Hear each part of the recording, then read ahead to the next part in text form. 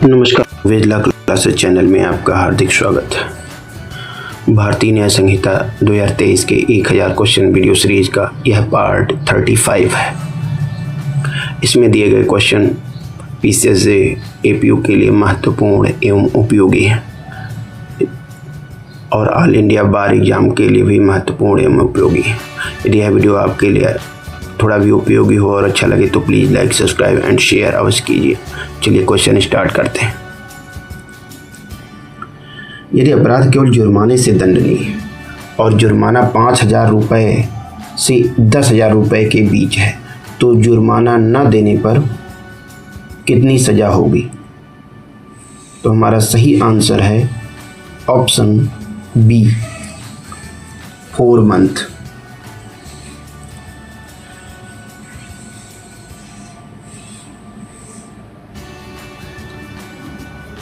यदि 5,000 रुपये तक जुर्माना है तो दो महीने की सज़ा होगी जुर्माने के व्यतिक्रम में, और यदि 10,000 रुपये तक है तो 4 महीने की सज़ा होगी, और उससे अधिक है यानी कि 10,000 रुपये से अधिक है तो ऐसी स्थितियों में 1 वर्ष का कारावास होगा, अधिकतम 1 वर्ष का कारावास होगा। ऐसा 8 की उपधारा 5 में दिया गया है। हमारा अगला क्वेश्चन है, जुर्माना न देने पर दिया गया कारावास हमेशा कैसा होगा? तो हमारा सही आंसर है ऑप्शन बी, सादा होगा। 8 की उपधारा 5 में यह बात दी गई है कि जुर्माना न देने पर कारावास जो होगा या सामुदायिक जो सेवा का दंड दिया गया उसको नहीं भोगा जाता है, तो जो जुर्माना दिया जाएगा तो उसके संबंध में धारा 8 की उपधारा 5 में प्रावधान किया गया है कि वह कारावास कैसा होगा? सादा होगा। हमारा अगला क्वेश्चन है, आनुपातिक भुगतान के बाद कारावास का समाप्त होना भारतीय न्याय संहिता की किस धारा में है? तो हमारा सही आंसर है ऑप्शन बी, धारा 8 की उपधारा 6 में है।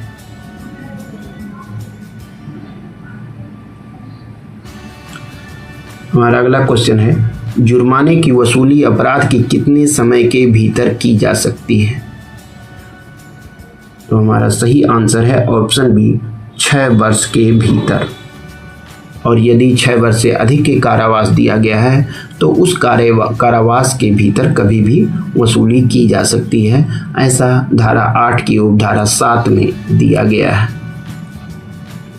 क्या अपराधी की मृत्यु होने पर उसकी संपत्ति जुर्माने के दायित्व से मुक्त हो जाती है?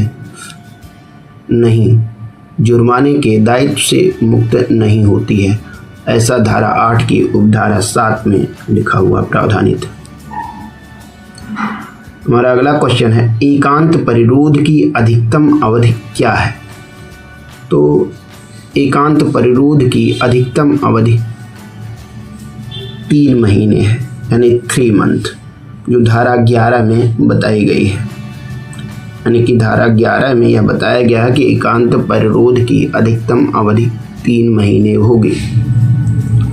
यदि कारावास 1 वर्ष से अधिक है तो एकांत परिरोध कुल कितना हो सकता है? तो हमारा सही आंसर है ऑप्शन सी, 3 महीने, यानी 3 महीने कारावास हो सकता है, एकांत परिरोध हो सकता है यदि कारावास 1 वर्ष से अधिक है तो।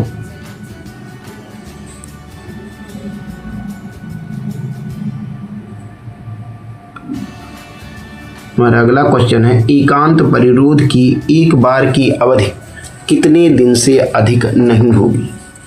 हमारा सही आंसर है ऑप्शन बी, 14 दिन। 14 दिन यानी 14 डेज जो है एकांत परिरोध की एक बार में जो अवधि अधिकतम होगी वह 14 दिन की होगी।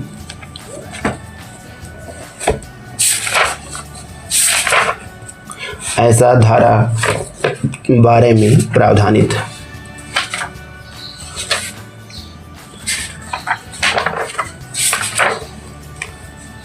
हमारा अगला क्वेश्चन है, सुनील बत्रा बनाम दिल्ली प्रशासन का संबंध किससे है? तो हमारा सही आंसर है ऑप्शन बी, एकांत परिरोध की अमानवीयता से। हमारा अगला क्वेश्चन है, किशोर सिंह रविंदर देव बनाम राजस्थान राज्य 1981 सुप्रीम कोर्ट में न्यायालय ने एकांत परिरोध के बारे में क्या कहा? हमारा सही आंसर है ऑप्शन बी, इसका प्रयोग केवल अपवाद स्वरूप और क्रूरतम मामलों में होना चाहिए। हमारा अगला क्वेश्चन है, भारतीय न्याय संहिता की धारा 9 कई अपराधों से मिलकर बने अपराध के लिए दंड की सीमा क्या तय करती है?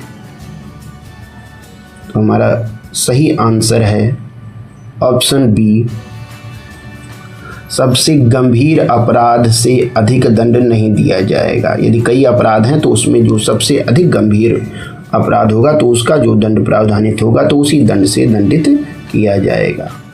यदि यह संदेह हो कि अभियुक्त ने कई अपराधों में से कौन सा अपराध किया है तो उसे कौन सा दंड दिया जाएगा? तो हमारा सही आंसर है ऑप्शन बी, सबसे कम दंड वाला दंड दिया जाएगा। यानी संदेह की स्थिति में दंड, यदि कई अपराध हैं और इसमें से यह संदेह है कि कौन सा अपराध उसने किया या नहीं पता है तो उसको सबसे कम दंड दिया जाएगा।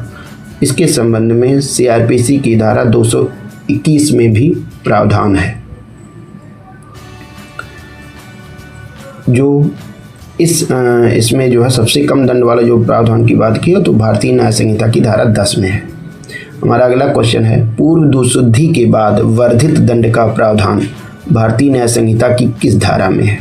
तो हमारा सही आंसर है ऑप्शन सी, धारा 13 में है, जो पुरानी धारा 75 में था।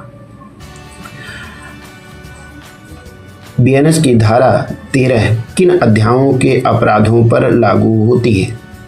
तो हमारा सही आंसर है ऑप्शन ए, धारा 10 एवं धारा 17 के लिए लागू होती है।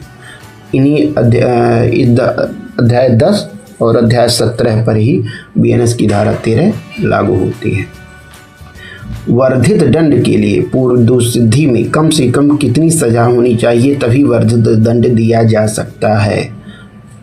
तो 3 वर्ष या उससे अधिक होनी चाहिए, तभी पूर्व दोषसिद्धि के में जो है पूर्व दोषसिद्धि में आगे की जो मामले में वर्धित दंड दिया जाएगा। हमारा अगला क्वेश्चन है, प्रायश्चित का सिद्धांत, थ्योरी ऑफ एक्सपाइएशन। प्रायश्चित का सिद्धांत, थ्योरी ऑफ एक्सपिएशन किन धाराओं में समाहित माना जाता है? तो हमारा सही आंसर है ऑप्शन बी, धारा 11 एवं 12 में, सॉलिटरी कन्फाइनमेंट।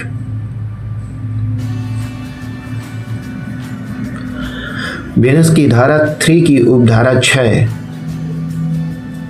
जो आईपीसी की धारा 35 है में आपराधिक ज्ञान या आशय के साथ कार्य करने वाले व्यक्तियों का दायित्व कैसा होता है? तो हमारा सही आंसर है ऑप्शन बी, प्रत्येक व्यक्ति का जैसे उसने अकेले ही उस कार्य को किया हो। ताजी गोविंद मिसाल बनाम महाराष्ट्र राज्य का मामला किससे संबंधित है? तो हमारा सही आंसर है ऑप्शन बी, धारा 149 से, यानी आईपीसी की धारा 149 से संबंधित है।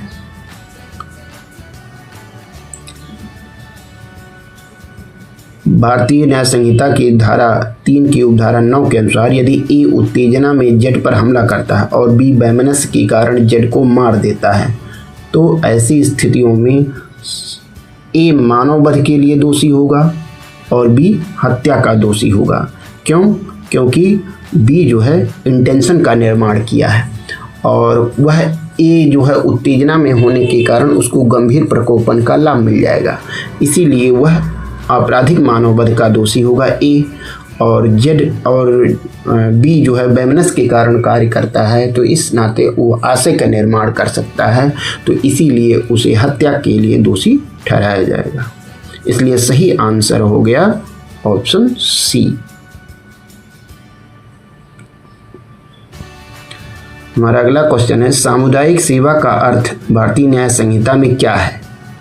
तो हमारा सही आंसर है बिना भुगतान के समाज की सेवा करना, सेवा के लिए बिना भुगतान के समाज के लिए समाज की सेवा करना या समाज के लिए कार्य करना, यह सामुदायिक सेवा का अर्थ है।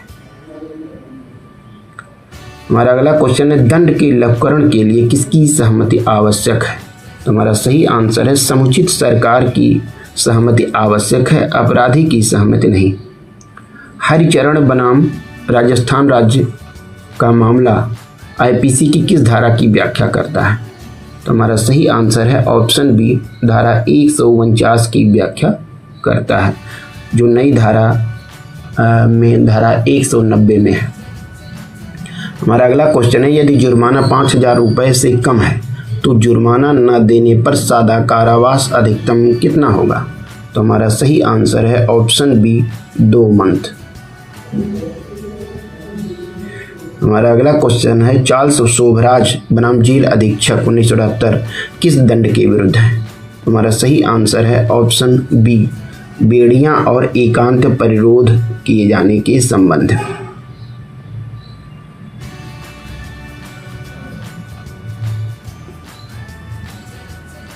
यदि यह वीडियो आपको अच्छा लगा हो तो please like, subscribe and share अवश्य कीजिए।